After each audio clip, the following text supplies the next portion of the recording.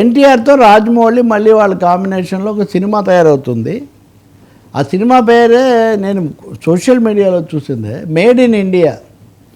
Made in India అంటే ఇది దాదాసాహెబ్ ఫాల్కే కథ. భారతదేశ సినిమా రంగానికి పితామహుడిగా పరిగణించే దాదాసాహెబ్ ఫాల్కే బయోపిక్ను ఎన్టీఆర్తో తీస్తారు, దాదాపు ఖాయమైందని. ఇక్కడ రాజమౌళి ఈ సినిమా తీయటం, భారతదేశ సినిమా ఖ్యాతిని ప్రపంచానికి చెప్పాడని పేరున్నటువంటి రాజమౌళి నిర్మాతగా ఉంటారు. ఆయన ఇప్పుడు ఉదాహరణకు రాజమౌళి మొదటి సినిమా స్టూడెంట్ నెంబర్, దానికి నిర్మాత ఎవరు? రాఘవేంద్ర, దర్శకుడు రాజమౌళి. సో ఇప్పుడు ఆ స్థితికి ఈయన వచ్చారు. నిన్నే రాఘవేంద్రరావు తన 75వ ఇదే చేసుకున్నాడు వాస్తవంగా. అప్పుడు కూడా ఆయన రాజమౌళిని చాలా ప్రేమగా తలుచుకుంటున్నాను, నన్ను గర్వంగా నిలబెట్టాడు ఆయన. రాజమౌళి మీకు ఇష్టమైన నటు ఎవరంటే వితౌట్ ఏ మినిట్ ఎన్టీఆర్ అని చెప్తాడు ఆయన ఫస్ట్, తర్వాత డార్లింగ్ ప్రభాస్. ఇది సీక్వెన్స్ కదా.